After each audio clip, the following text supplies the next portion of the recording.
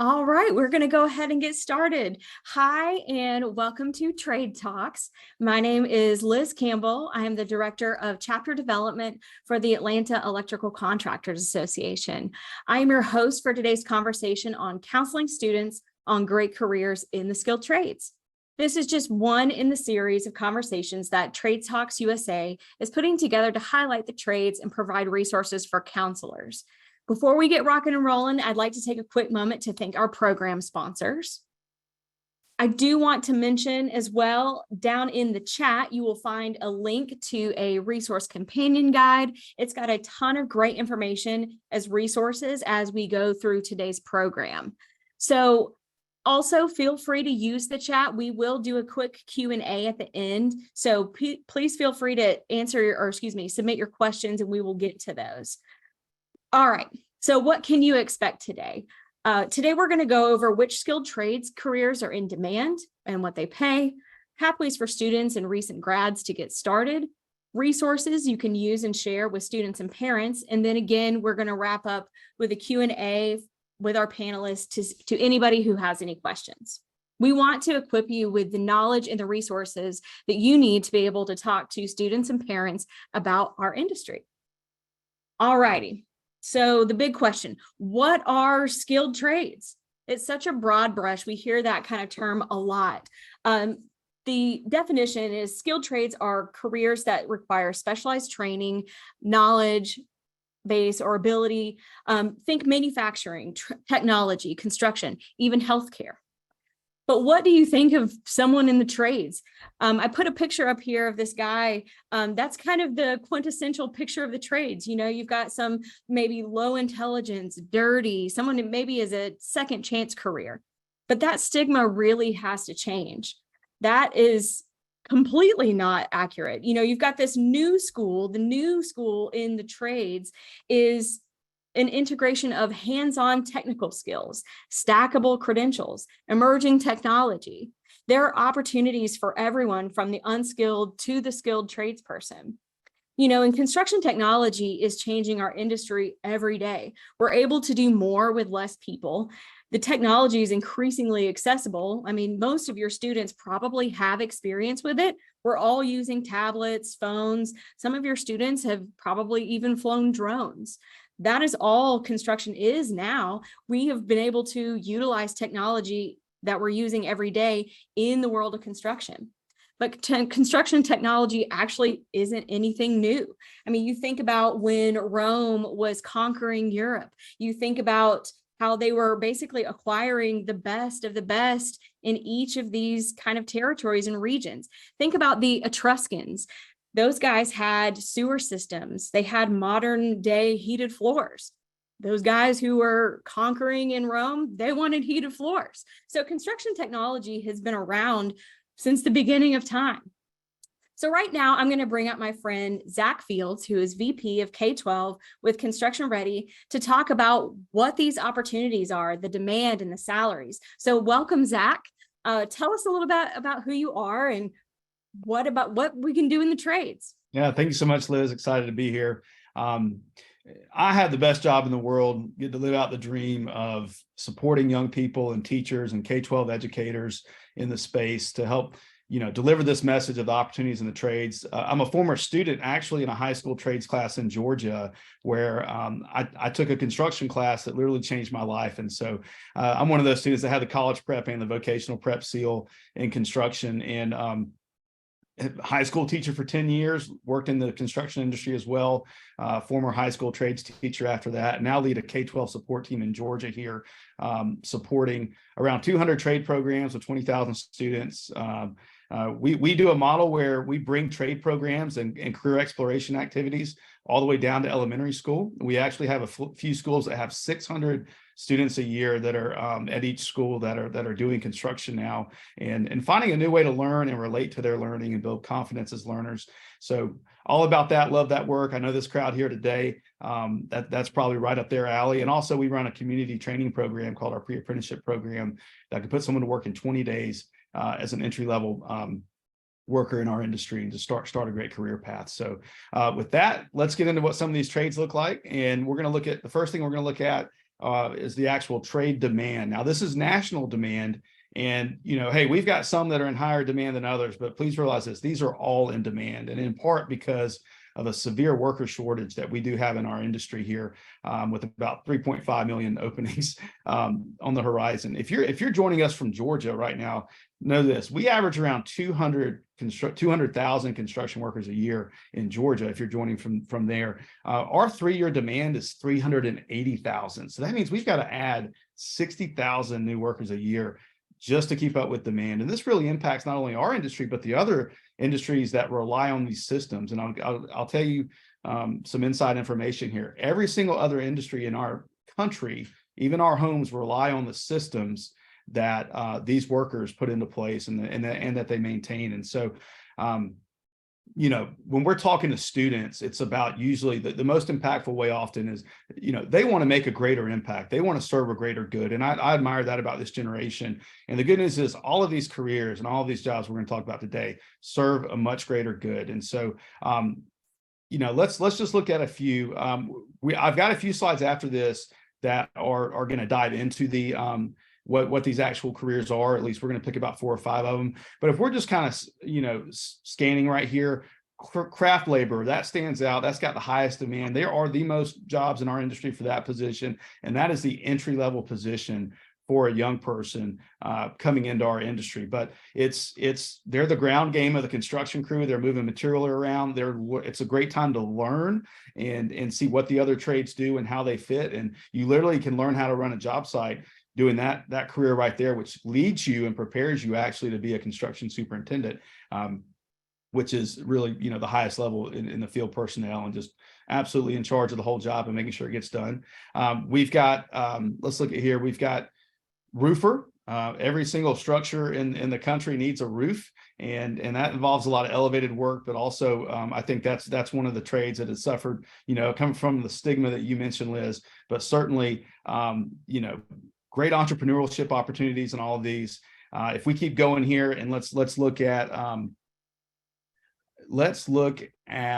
a welder. I think welding is just an absolute superpower. These are the individuals that literally melt metal and build some of the absolute strongest structures on our earth. And actually welder, really does translate well into something in the skilled trades in the construction sector, but also advanced manufacturing. And so a lot of these jobs will cross over on the industrial side to advanced manufacturing and construction. Line worker, the power line worker, the person that brings the energy to our homes. And, when we see a natural disaster and I see our line trucks, rolling down the interstate to go to Florida to help after a hurricane, I'm very proud, and I appreciate the job those individuals do.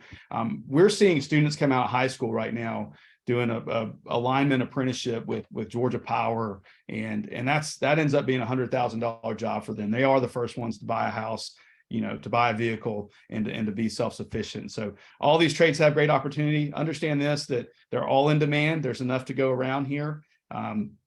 And they're all good choices. This content here is going to be a little more just for reference on the back end for you to go back and refer to this, but this is 2022 demand. And so this came from an actual 2022 survey of craft wages from Build Your Future with NCCR. So great items here.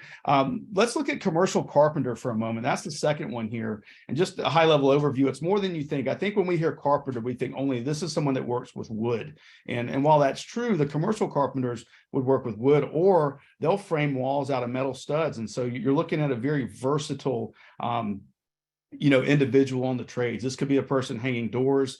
Carpentry can go all the way from the rough framing to the finish, to the very fine, to the detail work. And so carpenter is one of the oldest professions, and one that is the most versatile and actually works with the other trades. I'd say a pretty good bit on the job. Drywall installer, incredible opportunity. Think about how much drywall is actually in a building. While exteriors may differ on a building, most of the time the interiors have plenty of drywall, and that's a great career, and also involves the same metal stud framing that a commercial carpenter would do as well. And so a lot of the drywall training programs and apprenticeship programs also have a metal stud framing component.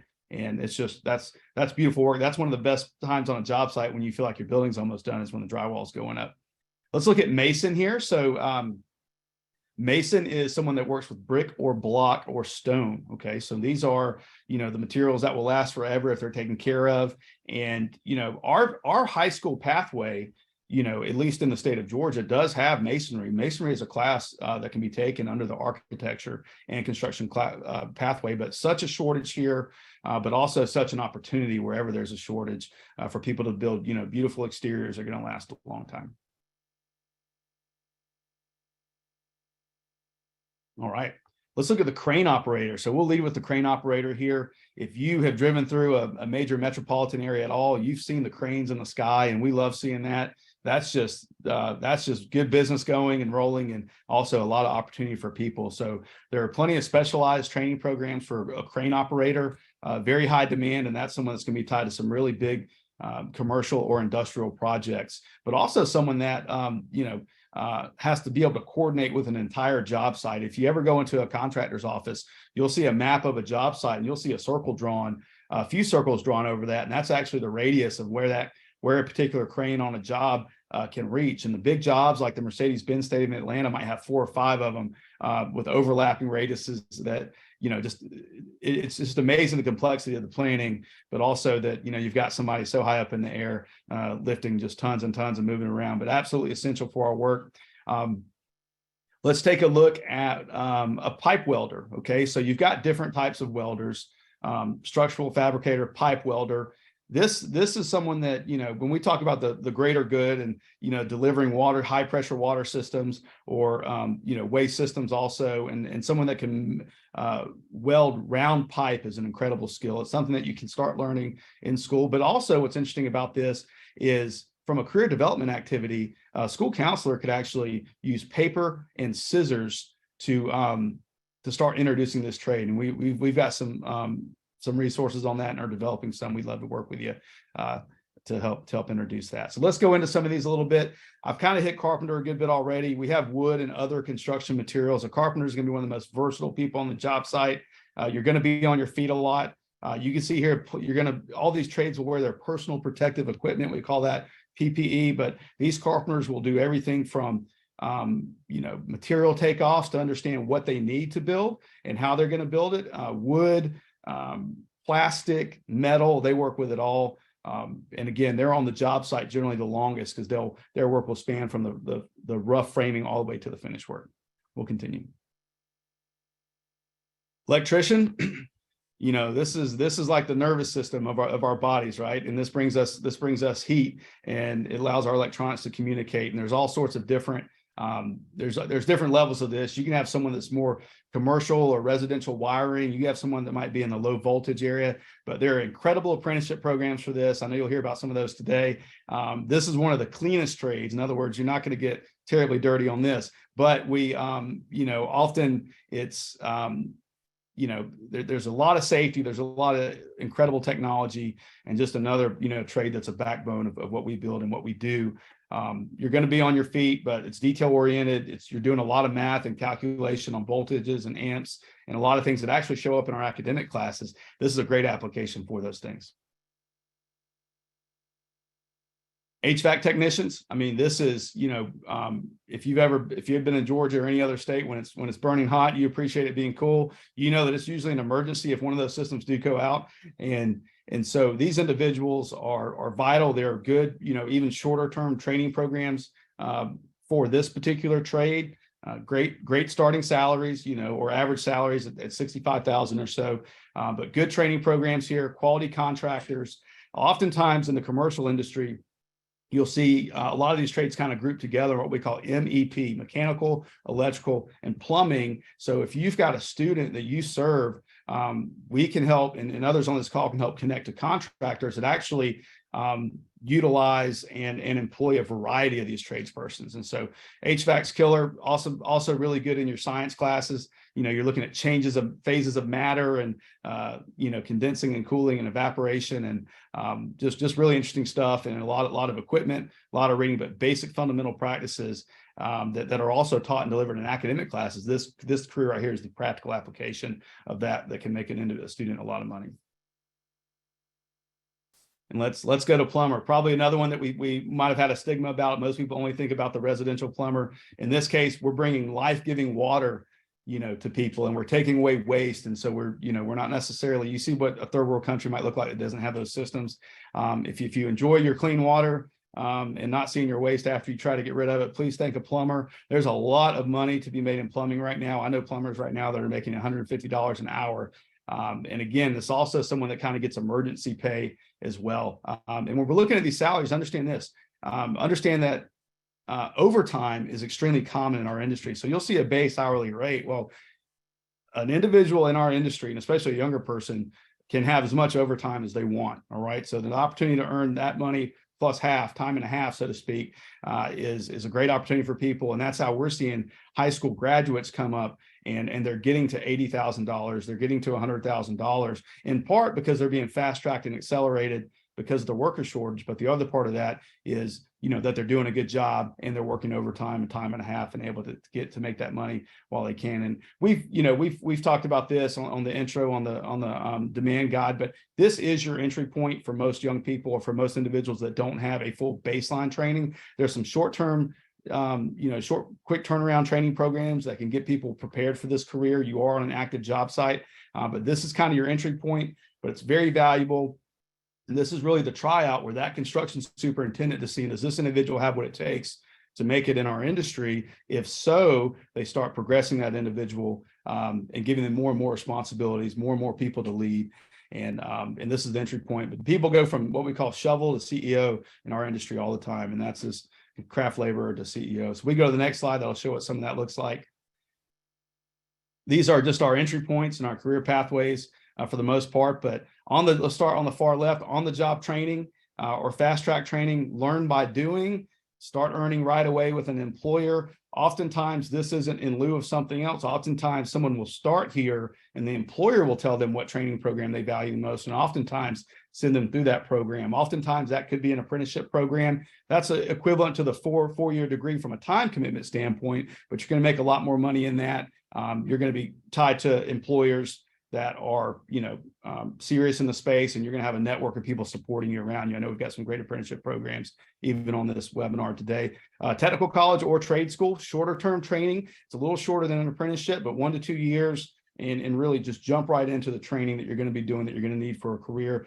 Technical college system of Georgia has some great programs. I know we talked about the Hope Career Grant. We'll get to that, I think, a little later, but great opportunities. If it's in the trades, it's high demand in Georgia, and it's virtually going to be a debt-free pathway. And we've got our technical college system all over the state. But even the 4-year degree programs, we still need 4-year degrees in the state in our construction industry. We need our project managers, we need our engineers, we need our architects. And this next slide that we're going to show you is going to demonstrate why adding all of those pathways are a great fit for your students. Okay, so from your skill, this is our U-Science data, 50,000 person pilot from multiple states. This is the combined results here. Okay, 20% of students are what we would consider a good fit for the actual skill trade. So 1 out of every 5 of your seniors that you've got are a great fit. Same with juniors, et cetera. So 1 out of 5 are going to be great and really built for the trades directly. If we look at the next slide, even better. 76% combined are going to be a good fit for what we call the construction admin jobs, the project managers, the architects, the engineers, the estimators. We build things as a team in construction. And so this means that 96% of your students are a good fit for this industry, and there's a career in this industry for them. We want to get them to say yes to this industry, and then we'll help guide them and sort them out along the way to make sure they land in the right spot. Employers are ready to help pay for their advanced training, but definitely encourage students to start getting exposure and awareness and even start working for these contractors in the entry-level roles so they can inform their post-secondary decisions. So that's all for me. I'm going to kick it back to Liz, but thank you so much for your time this morning. Awesome. I think this is awesome. These stats are incredible. So many ways to get started at low cost or no cost. That stat shows that, exposure to these possibilities and these careers is essential here. Those students that have that high aptitude may not know about our careers. So this is why we're doing this webinar. So thank you, Zach. Next, I'm going to be talking to my good friend Bob Bradley from the Mechanical Contractors Association of Georgia to talk about apprenticeship programs. So welcome, Bob. Why don't you tell us a little bit about the apprenticeship program with the Mechanical Trades Institute? Yes, I represent 30 contractors in the industry, and we do pipes. So we do industrial commercial construction. So we're putting in the pipes in hospitals or data centers, or like Zach said, Mercedes-Benz Stadium or SunTrust Park. So our apprenticeship program is a 5-year program. It's actually 4 years of classes. The 5th year, they're just putting time on the job, but we take them from zero to all the way to being journeyman, and they're making increases in pay every year. And it's a great opportunity for a young person that's interested in our skilled trades. Yeah, I think that's awesome. We've kind of mentioned it a little bit, kind of treating those apprenticeship programs like a bachelor's in construction. We know that normal, bachelors take around 6 years to complete, and you can complete a lot of our apprenticeship programs in 4 to 5 years, which is great. And again, no debt. So as we know, there are careers beyond the apprenticeship program. So, estimating, project management, building information modeling. Out of your contractors in your association, Bob, what would you say percentage wise are of the company owners come from the apprenticeship program versus coming from college? Well, I actually speak to the vice presidents of these companies every day, and half the vice presidents started as first-year apprentice guys. Our second, but one of our biggest contractors now, HVH, all the owners of that company started as a first-year apprentice. As I go out and talk to young people, I say, whatever you do, make sure there's continued education and training. And even after our apprenticeship program's over, we continue to educate. We continue to have journeyman training, project manager training, safety training. So there's continued training in our field. Yes, I agree. And, again, it kind of breaks down that stigma. You have to have some sort of post-secondary credential in order to gain access to these careers. And whether it's on the job and building from there or an apprenticeship program, they're great opportunities. So, Bob, you have an education background. You're not from our industry. What would you say is the number one thing that counselors can do? Well, I think they need to continue to include the parents, and of course, this is what you're telling them today, and that's the biggest thing. Include the parents in the decision. I talked to, I came on pre-COVID, and as I was started this industry and started recruiting and talking to candidates, I spent every Saturday at Waffle House talking to a parent, and that's the most important thing, and getting parents on board with what's best for the young people. I totally agree. And again, thank you so much, Bob. Next, I'm going to bring up Jen Metzger with Broad Builders. You might know her from the Bravo show, Buying It Blind. So Jen, thank you so much for coming on. Tell us a little bit about you.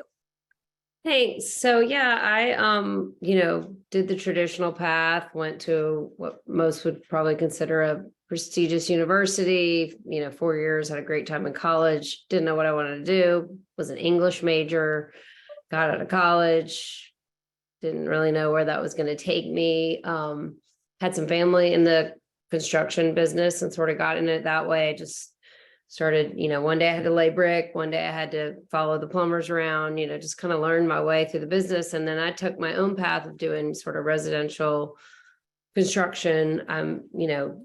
Basically now as like a general contractor, you become sort of the puppet master. You're sort of controlling all the different parts within the industry. And so we do renovations, new construction, all that kind of stuff. Yeah, so that's kind of what I wanted to hone in. We've kind of talked about it before, but what would you say is the best description of general contracting? Yeah, I think, well, you have it in your residential world and you also have it in your commercial world, and they can be a little bit different. But I think as a general contractor, you're sort of covering the broad area. So I'm not really out there. Some general contractors I assume are, but I'm not really out there, getting on the roof and roofing the building, but I'm coordinating all my different subcontractors together to sort of get the job done. Yeah, I think that's great. And it's something that, we have a lot of awesome construction management programs in Georgia, all over the nation and things like that. And I think that, the general contracting is driven by all of the subcontractors, those trades, and it takes a lot of knowledge of all of the trades to be able to be a general contractor. So that's awesome. I Um, think you just have to find great subcontractors, and back to the original point, we never have enough. I never have enough plumbers or electricians or framers I mean, there's so much work out there, and we're ready for you. I agree. So since you've been in construction, how has the industry changed as far as being a woman in the trades? Yeah, I mean, I think that in the beginning, there was a lot of, people didn't understand that they would come out and ask for the builder, and ask me like 4 times. And every time I said it was me, they would be very confused. It's certainly, I think minorities, females, it's certainly opening up, and there are opportunities for everyone. And I'm seeing more and more, obviously with the likes of my TV show or HGTV, you are seeing a lot more, minorities in the field, which is fantastic. But anybody can do this. It doesn't matter where you come from, what your background is, what your original level of education is. Anybody can do this. Yeah, I agree. I mean, one of the things that I love about construction is it's very neutral territory. If you want to be in this industry, there's a place for you. So that's super exciting. And thank you so much for coming on and kind of shedding a light into general contracting. I appreciate that. Absolutely. All right. So next up, I've got Dawn Mann. She's former school counselor, owner of New Dawn Solutions. I feel like we should just call her our resident counselor guru. So Dawn, thank you so much for coming on. Tell us a little about you. All right, good morning, and thank you, Liz. As you mentioned, I worked as a high school counselor here in Georgia for about 17 and a half years. And from there, moved to the Georgia Department of Education as the program manager for school counselors. And it was there where my interest and just fascination with career readiness started to just run away with me. And so here I am, excited to share what I've learned. That's awesome. No, we appreciate all of your genius that you put into helping us, get in front of counselors. So how do counselors align student interests and aptitudes with careers in the trades?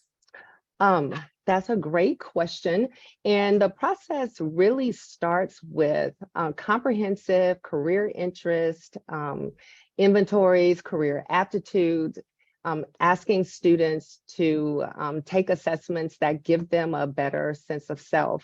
And some of the ones that are available at no cost are ASVAB, and then in Georgia, U-Science, which Zach mentioned earlier, the O-Net Interest Profiler, and then the 16 Personalities test is a free assessment for that's similar to the Myers-Briggs. And then there's a temperament test there also. And all of these inventories, once you interpret them, will give you some really good information. And on the counselor end, we're able to run reports that will actually give us a list of students who fit into the different career clusters or the specific careers. It's also really important to work with students on this because it gives them a heightened sense of self and gives them information about themselves in which they can then turn around and make informed decisions about post-secondary career development, because that's really important. We want to try to mitigate students going to college and engaging in expensive career exploration there. We want to make sure that students get the very best information during their K-12 years so that they can really hone in on what it is they're interested in doing, at least for that moment. The other great part about that is if we look at the career first, then it's a great opportunity to backward design that high school scope and sequence. We can look at what's needed for that career post-secondary, and then in the high school, align those courses and provide students with opportunities to try on careers through work-based learning, internships. We could invite targeted guest experts to come in from the industry and actually meet with students so that they begin to get a really good understanding about what the different careers entail. So that's totally different than what we've been doing, right? I remember whenever I was in high school and it was, where are you going to go to college? And I get students that's all that they hear all the time. So having that career readiness focus, that's totally different. So obviously that's important for our counselors to be able to do. What data have we seen are the consequences of pushing college first? So there's quite a bit of data out there. And anyone who's heard me speak before, or if you've been around me, you know that I am a huge proponent of making sure that we understand the generations and we bring that knowledge into our work. It's very difficult for us to lead this generation of young people if we don't understand who they are. So understanding their characteristics, how they think, what's important to them, and then also looking at the data that we've been looking at for the past few years, and definitely since the pandemic, lets us know that our students want different options for their post-secondary training. And then also they're looking at different options for careers. So on the screen, there are a few data points from the Some College No Credential Cohort Grows, which just essentially speaks to students enrolling in college and then leaving college without having earned any type of certificate or credential. And then in Georgia, our statistics seem to echo what we're seeing nationally. So if we take a look at our governor's office of student achievement, they put together incredible information about what our students are doing once they graduate from high school. They're looking at students who are entering in four-year colleges, looking at students who enter in two-year colleges, technical schools, go to college out of state, or if they go directly to the workforce. And then if all of those buckets aren't met, then those students are classified as unknown. Because looking at the 5-year mark is a really good indicator, they track what's happening in that 5th year very carefully. So you can see that in 2017, there were almost 107,000 students who graduated from all Georgia high schools. And in that first chart with the bar graph, you can see that it's a little over 61% of students who enter a 4-year college. So definitely the majority of the students. And then you can see the blue in the bar graph, you can see that section start to diminish. But take a look at the graph that's next to it. What is very astonishing to me and sad is that in 5 years, 48% of the students who graduated from high school in Georgia, they are not enrolled in any type of post-secondary institution that will provide a credential, degree, certificate, and they are not working on one, not enrolled, and they haven't earned anything. But if you look across that little pie chart to the burgundy section and then the green section that's right next to it, those are the numbers of the percentages for students who've earned either a career pathway certificate or another credential of some sort. And the little green part represents that percentage is 2.7. It's so little, it just doesn't even show up on the pie. So if you take that and add that with the little over 12% that we see there, we're around 15% of students. At the very least, our numbers in those two areas should switch. We shouldn't have students in that 48th percentile who've not earned any type of credential. So if we're looking at about 15% with no credential and not enrolled, but then we can increase the students with the career pathways and the certificates to 48%, then we really provide an opportunity for our students to thrive and be able to take care of themselves once they graduate from high school. I agree. And, especially from those earlier stats about having 96% of students have the aptitude for our industry, we really kind of need to talk about that elephant in the room. It's parents. We're doing a great job trying to bash these stigmas here, but parents, when I'm talking to parents, I get a lot of skeptical looks about coming and talking to their students about construction. I think a lot of parents just lack information about skilled trades careers. How should counselors involve parents in that career readiness process? Well, Liz, you bring up some really good points, and I'll back up just a little bit in that when we start formulating the idea of becoming parents, having children, the dreams are set for the students or our kids at that point.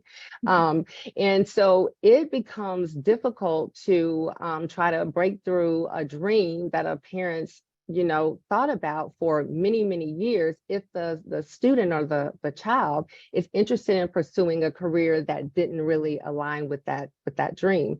And so in those situations, because sometimes that can be a little contentious if you want to help the student communicate with their parents about this different career option.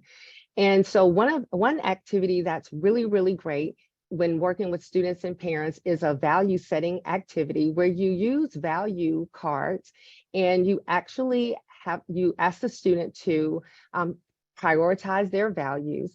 And then with the parents there, you take a look at those values. And some of the questions are the values that the students set in line with the family values or with your values? Yes. And then are these values aligned with the various career options? And then that's a really great way for parents to kind of sit back and think, well, this career actually meets the values that we taught our child and that we've set for our family. And so it's a really good conversation starter.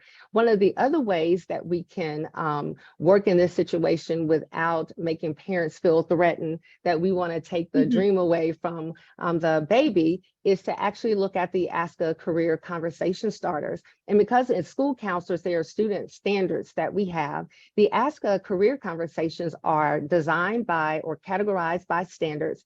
And then they give you questions for the parents, the community, and even the students. So if you'll scroll to the next slide just a little bit more intently, you can see that if we wanted to focus on understanding the post-secondary education and lifelong learning that's necessary for a long-term career success, there are parents the school counselor can ask the questions, the school counselor can ask the parent, and then also questions or prompts for the student. So you can facilitate that conversation with the students and the parents to make sure that everyone feels like it's a really good safe space for that conversation.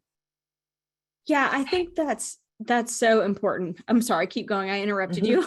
Oh, no, that's okay. And then just a few other, you touched on that career education and piece that's really important for parents to understand. There are so many jobs and we have very little information. We're usually familiar with the jobs of the people around us.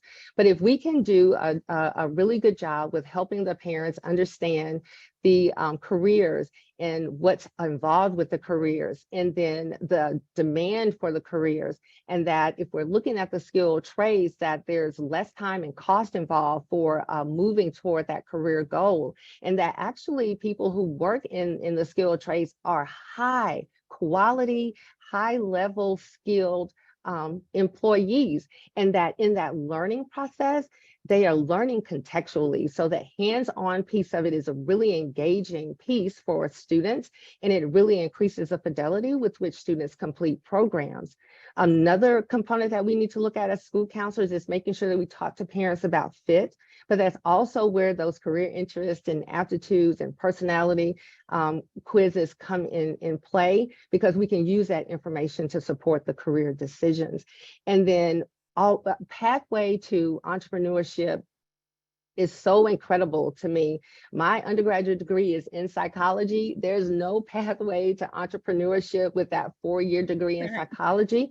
But if you have a student who's interested in the trades, it is an incredible way to move directly into owning their own business and kind of setting and branding the future as they would like to see it. So it's an incredible opportunity for students.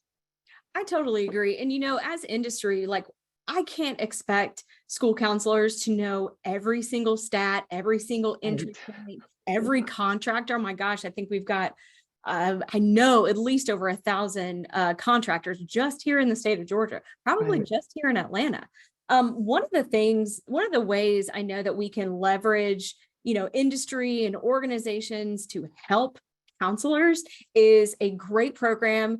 Just a quick plug for Next Steps webinars. We have information in that resource companion guide, but basically it's a virtual series after hours. It's in the evening where we talk to contractors and training partners, talk with parents directly about the options for their student post-graduation. So whether it's TCSG or it is, one of our quick start training programs or apprenticeship programs, it's easy and it's a one-on-one way that counselors, it is a plug and play option for them. So I definitely wanted to mention that because we can't expect counselors to know everything, right? We've got to be a resource for them. We can, and thank you for mentioning that, because that webinar series is an incredible opportunity, not only for counselors and students, because they're able to actually have some one-on-one time or small group time with many of the leading industry experts here. So it's incredible. And then just before I sign off, I just want to make sure that all of our participants know that in the resource guide that you all have access to, there's a link for the value cards that you can use with your parents and students, and then also a link to the Ask a Career Conversations and the other interest inventories that I spoke about earlier. That's awesome. Again, like I said, you're the school counselor guru, so I appreciate you so much for coming on with me today. Thank you. Thank you for having me. Absolutely. So next, I'd like to introduce one of our program partners. The Home Depot has launched a program geared at educating and connecting trades workers directly to the trades careers. So I'm pleased to have Mara Frederick here to share the Path to Pro program and all that Home Depot is doing to improve career connection in the trades. Sorry. Yeah, thanks for having me. So very excited to share what Home Depot is doing with the Path to Pro program. Essentially with Path to Pro, we kind of define it in three ways. We've got engagement, which all of the folks you heard from today are doing. How do we make trades sexy, right? Like, how do we sell the trades career to students, parents, etc.? And then we've got a big piece of Path to Pro that is a training resource. Again, you heard from lots of folks today that are doing training. Fantastic. Zach and his team are big partners of ours in terms of training, but we do have some free education on the Path to Pro site. But really where the bread and butter is with Path to Pro is that job connection piece. So as you can see on this slide here, there will be about 3.8 million jobs. This number has increased within the next 10 years within the trades. That is a huge problem, and a huge problem for a retailer like Home Depot, obviously. So when we put our heads around this, we said, gosh, we have this huge group of pros, so Home Depot professionals that are looking for talent, and we've got these great partners like Construction Ready and HBI that are doing such a great job training. How do we connect people interested in the trades to our pros? And that is essentially what built pathtopro.com and the network. You can go ahead and move forward. Yep. So from a candidate side, students can go in and make a profile. This is all free. I will probably be blue in the face at the amount of times I say free. So think of it like a LinkedIn for the trades. These folks can come through HBI, they can come through a trade school, they can come right out of high school. They can come through, you and I can go build a profile on pathtopro.com that essentially highlights what is your expertise? What are you interested in? Do you have any experience? And the answer can be no, because the beauty of this is we have pros that are looking for all the way from apprenticeships all the way up to, I'm looking for a 10-year licensed plumber. It's all across the board of what our folks are looking for. And then the other cool part is that this program is national. So it's all location based. So if you come in and you live in California, pros in California can see you, and vice versa here in Georgia. So let's go ahead and click through. So this is actually the pro experience. So from a pro side, so when we say pros, these are Home Depot Pro Extra members. This is the folks that are, spending big dollars in the store, the Cool-Rays of the world, the big pros, all the way down to the mom and pops, right? So anyone that has a Pro Extra number can come in and use Path to Pro.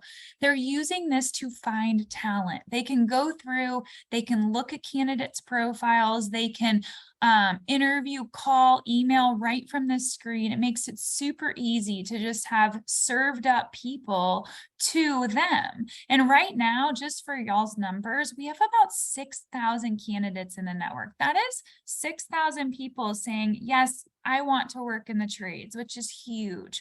So we are actively working with our pros. They post jobs in there. Candidates can contact pros that have jobs posted, as well as they can just go through and look at different candidates' opportunities. And again, all free. So really cool what we've done here with linking tradespeople and people interested in the trades to jobs. I think that's awesome. And, that kind of goes into this whole connection thing. We are an industry of relationships. And I think that it's so important to not only, have easy plug and play options like this, but there are quick start training programs, to Pro, Construction Ready, Home Builders Institute, our sponsors. We have great construction programs. And what did you just say? They're free. All stuff is free. And I think that's so important to just be able to provide these counselors with these resources, because we want your students. We want these recent grads. Maybe it's even somebody in your family that's looking for a career change. Maybe it's a veteran. One of the things that I think is near and dear to everyone's heart is just the trades, I would say, cross training and knowledge that veterans have. And I know that a lot of our training partners and program partners for today have industry opportunities for veterans. And I know Home Depot and Path to Pro also have that aspect as well. Absolutely. Absolutely. Awesome. Was there anything else that we can share? Otherwise, we will get to some of our Q&A things. Yeah, no, we put a lot of the materials in the companion guide, so feel free to look out there. Otherwise, reach out after this call. Would love to share more about Path to Pro with you guys. The biggest thing that we love to say is, Pat, there are a lot of options for jobs out there, and we're thrilled when anyone gets a job in the trades. We want people to know Path to Pro exists, whether it's their second job or third job in the trades or right out of their education. So we want your folks to know that Path to Pro is an option for them. Awesome. Thank you so much, Mara. Of course. So before we jump into Q&A, I do want to just thank all of our sponsors. I want to talk about the companion guide. And no, I'm seeing a couple of things in the chat about the companion guide. Please take a look through it. I know it's a big document, but it's got all of the resources for today, the industry connections, the all of the training opportunities. I know we've kind of talked about those quick start, those free training things, Home Builders Institute, Path to Pro, Construction Ready, all of the apprenticeship program. I think that there is a stack this big of all of the apprenticeship information. Please go through this information, utilize this, reach out. Please visit us at tradetalksusa.org. If you've got any questions or anything like that, please feel free to reach out to us at info@tradetalksusa.org. All right, so let's get down to Q&A. I'm seeing this is a very, very busy chat. So I know that, so one of the things, let's bring up my co-host Dawn here, since she is the resident counselor guru. So I see one of the things in the or one of the questions in the chat. So I have an interested student in the skilled trades. What are the next steps to help them move them forward into a career in the skilled trades? Well, one of the, again, I'll go back to, it's making sure that we understand comprehensively who the student is and identifying strengths and weaknesses, and then identifying exactly which area of the skilled trades they are most interested in, because there are different pathways for the student. And then we need to make sure that we talk to the student to find out how much time are you interested in investing in your training opportunities after high school, because that's important. An electrical apprenticeship is what, about 5 years to complete? Yep, so about 5 years. And And so, it's just making sure that we understand the specific careers so that we can really look at the career development pathways after high school graduation. And then again, like I said earlier, once we really understand that information, it's really important to align the high school curriculum and the high school opportunities with what the student is interested in pursuing, because career exposure and career exploration at that high level involves us connecting the student's academic and electives, that whole high school scope and sequence, with the opportunities to expose themselves to the learning that's required for that career.